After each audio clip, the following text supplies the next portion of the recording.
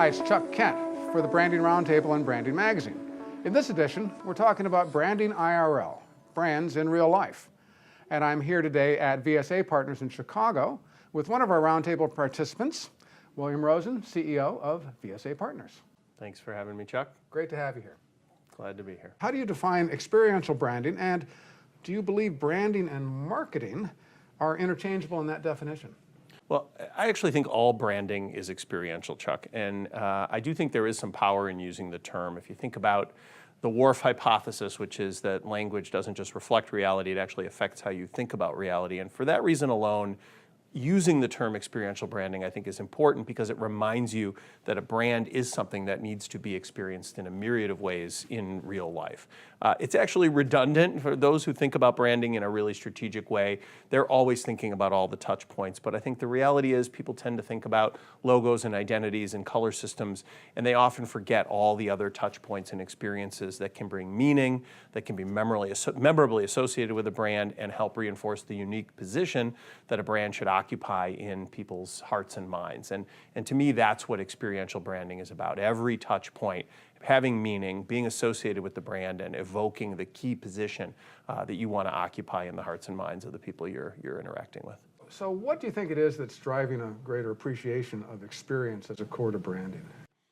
That plethora of new channels has got people realizing that they need to think about brands in broader and more experiential ways.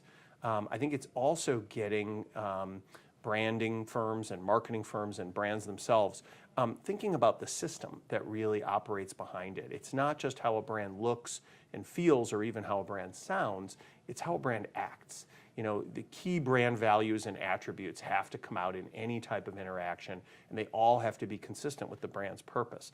And that requires a much broader system of branding beyond just typography and color palette to actually think about tone of voice and actions.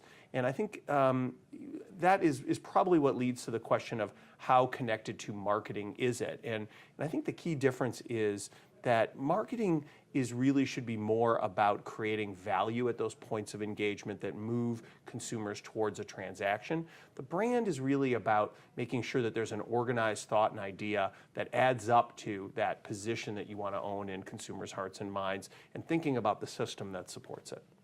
Environmental branding, if you will, branding in the physical world, has often been considered part of experience, but more in an extension of the look and feel, you know, having that consistent identity.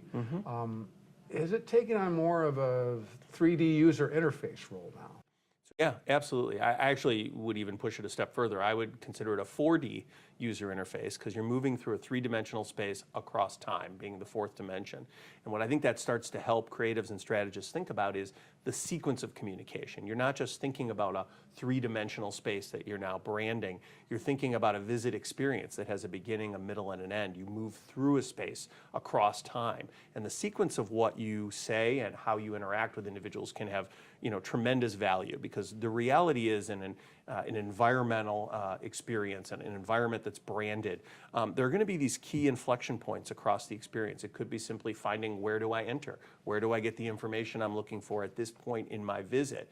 And you want to create value at each of those key inflection points that reinforces key aspects of your brand. You want to create as positive an experience as possible, but you also want to spotlight attributes. This is a chance to demonstrate what your brand is versus just talk about what your brand is.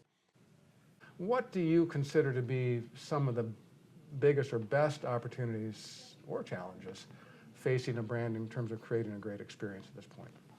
I'll step back and just say, think about what is entailed in a brand experience.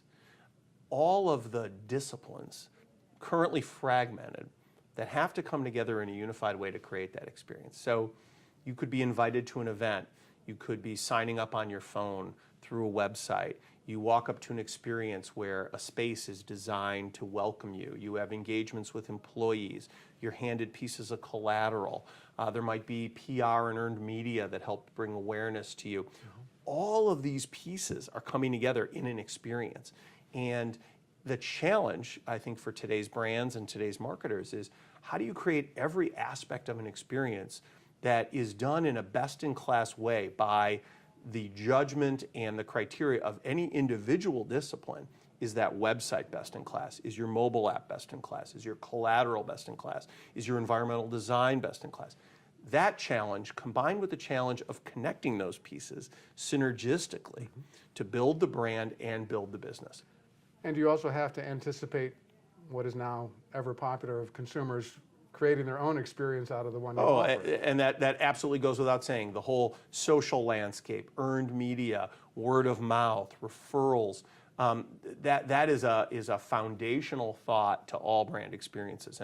And I'll say, that forces brands, in my view, to be completely authentic because they're, by definition, going to be transparent. If you say one thing and do another, you will not get away with that for very long because everyone will call you out on it and you will be exposed as being inauthentic. So understanding what's authentic to the brand and actually walking the walk, not just talking the talk, is more critical than ever. Given all those challenges, can you speak to a particularly good example, someone that is really killing it in terms of brand experience? Our work for Kleenex, one of Kimberly-Clark's largest brands, got some attention last year by winning an Effie, where we really repositioned that brand, Kleenex, as a gesture of care. And Kleenex had a very challenging situation in that they were a leader in a declining category, dropping 15 years in a row, costing Kimberly-Clark hundreds of millions of dollars. And we were brought in to basically fix the problem, reverse a 15-year sales decline. And one of the key thoughts that we used to do that was repositioning the brand as a gesture of care and making sure that every touch point within the consumer's ecosystem or interaction with Kleenex and the brand reinforced that point. And so we started with even literally the communications themselves. So we created an outdoor board that itself was a gesture of care because it was made up of hundreds of Kleenex boxes that each Kleenex box was a different pixel. And when you had the box turned on its side where you could take a tissue, that was the white that created a pixel. And when it was stood up on its side, it was blue. And we could spell out these messages of care where people could actually go and pull a tissue off of the outdoor board and experience this gesture of care and have a tissue when they needed it. And we brought these outdoor boards to experiences that were gestures of care. We did tons of them. One in particular was when the Marriage Equality Act was validated by the Supreme Court. We went to the courthouse in San Francisco and we surprised one of the first same-sex couples to get their marriage license. We set up one of these big outdoor boards that said "Love Wins" as they came out of the courthouse and had flown all of their friends and family from all over the country to greet them as they walked out of the courthouse, unbeknownst to them. And we surprised them with this wonderful party and celebration. And we captured that experience on video, and that became one of these 27 pieces of video content that were themselves gestures of care, which we served up on Facebook. And we used mood-based targeting to actually deliver the right message to the right person at the right time, which in itself is a gesture of care.